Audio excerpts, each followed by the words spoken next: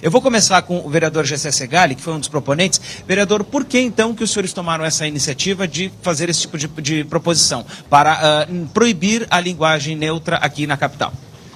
Na verdade, o projeto não trata de proibir a linguagem neutra na capital.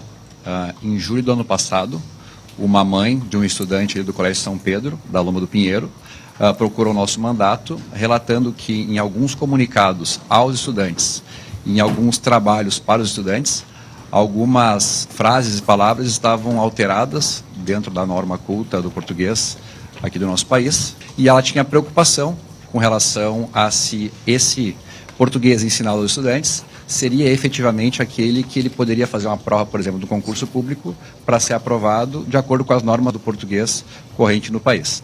Então, o primeiro momento foi um pedido de providência para apurar o ensino não culto da língua portuguesa na rede de ensino municipal de Porto Alegre, o que foi constatado.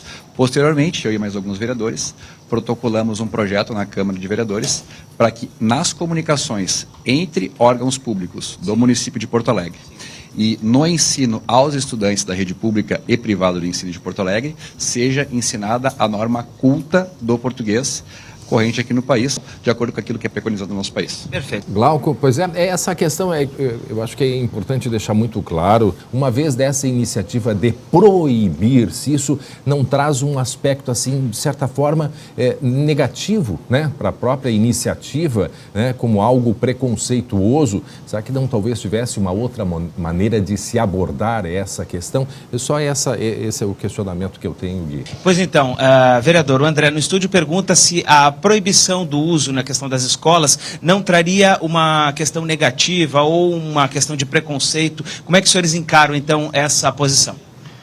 De maneira nenhuma. O que acontece é que, em nenhum momento, a gente é contra as novas construções linguísticas que surgem naturalmente na sociedade. A palavra você é uma abreviação da palavra voz mercê, que foi acontecendo naturalmente ao longo da nossa história e foi naturalmente absorvida pelos dicionários e pela nossa a maneira de conversar e se comunicar ao longo das décadas e dos séculos.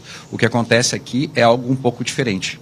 Ao invés de ser uma comunicação natural que vai evoluindo e vai naturalmente adentrando na comunicação natural da população, esse movimento feito por parte de alguns professores acaba vindo de cima para baixo, de modo a instruir os estudantes a mudar a sua postura, só que a nossa crítica não é a questão do preconceito ou alguma coisa no sentido de tentar prejudicar qualquer tipo de população. É o contrário, é garantir, especialmente as crianças mais pobres na nossa cidade, que elas tenham acesso à língua culta para ter, por exemplo, maiores chances de serem aprovadas em concursos públicos, que exige como padrão a língua culta da língua portuguesa. Perfeito.